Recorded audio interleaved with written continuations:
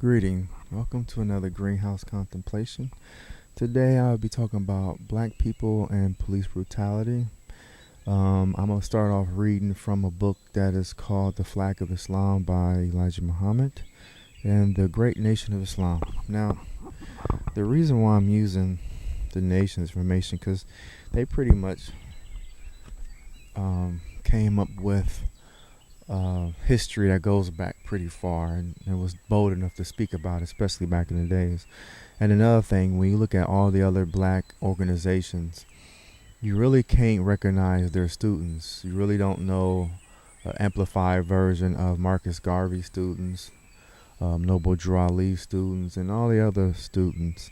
And none of their organizations have done things like the Million Man March and stuff like that. And no other teacher has ever had a 30-something-year-old man that he taught for 3 years and 4 months, and he created a strong movement that created powerful students like Malcolm and Muhammad Ali and Farrakhan and stuff. So, it's very apparent that this particular knowledge have more emphasis on power and influence and intellectual prowess than most black organizations. So yes, Marcus Garvey had 5 million followers, but where are his students? Is there levels of Malcolm and Farrakhan and just the students are just amazing. So it's not to put one down, but we're just looking at an individual who have a little more weight. So basically, I'm reading this little book that I read a long time ago, but for the subject for black people have known to be known to be rebellious. And again, this is coming from a person who made the word black popular and had more work than probably 100% of black people today. And I said 100% because you don't see the physical example. So they're qualified to really speak on black issues more than myself. So I'll speak of their words. He spoke about a scientist that was here 66 trillion years ago and was mad that the people wouldn't speak one language. Now, you have to understand that we got to shorten it up a little bit because I don't have all day to talk.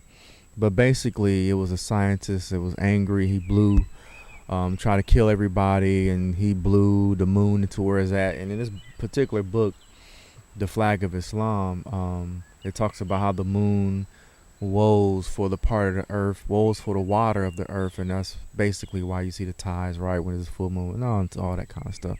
But let me go into a quote that Malcolm says. So people who think they're greater, I don't, but I would just read a little bit what Malcolm said.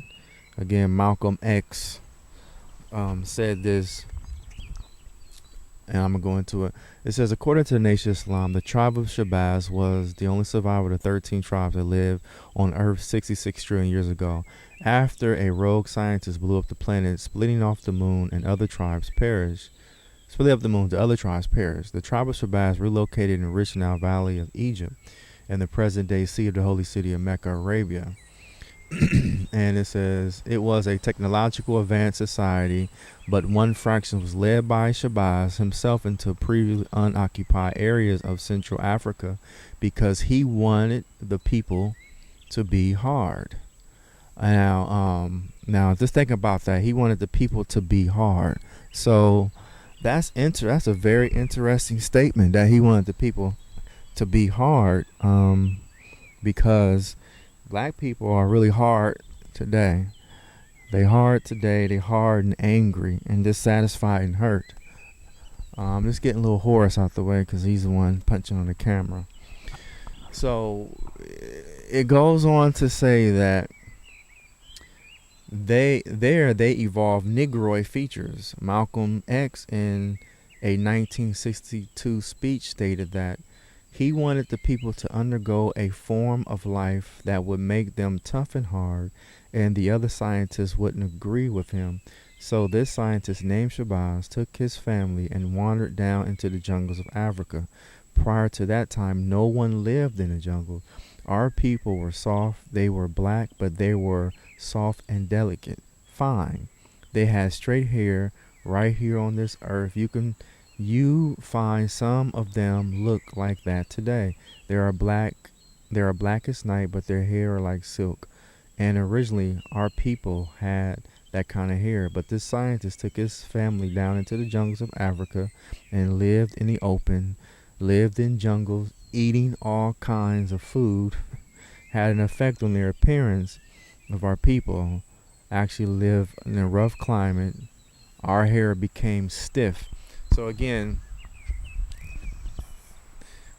that coming from Malcolm X. So we talking about police brutality and things like that. All I can say is we have a tremendous amount of organizations and people that try to tell black people to just come together, do for self, and yada yada yada. We have the Million Man March, and we got tons and tons of people that say do for self. But it's a known history, and it looks like it's been a history that gone for a very long time, that black people that's extremely rebellious. So rebelliousness is not nothing new. Sometimes you will have bad police brutality, but at the same time, if individuals just vote on their local level, please, after you partying, drinking, smoking, fornicating, doing all these other things, you can go ahead and just meet your local official, get involved in your local politics. Getting involved in your local politics is much important to you than voting on a national scale.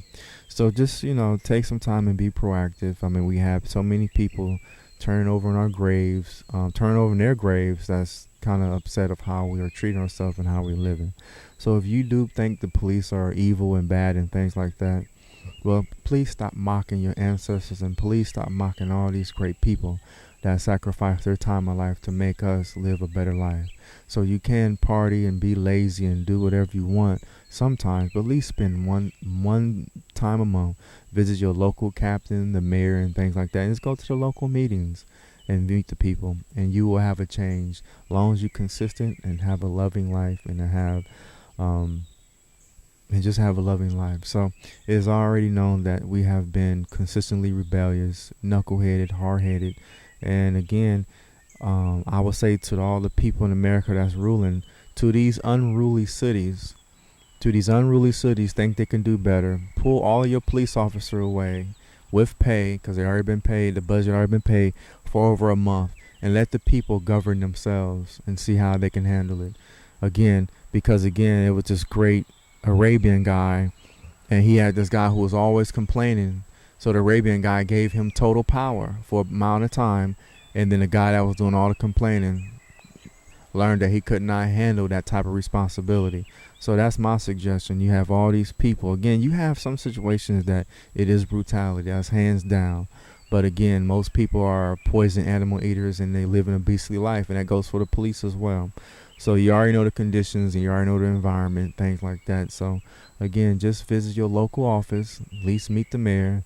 If you have time to travel the world and do stuff for yourself, go to work and things like that, it's very important that you go visit your local officials, and they're nice people, and be active and committed to your local politics in your neighborhood, and things will get better. So thank you for enjoying another greenhouse and dealing with road cops and road people, because there are a lot of black people, I don't care what anybody say, that seem like they just don't give a darn until something affects them personally.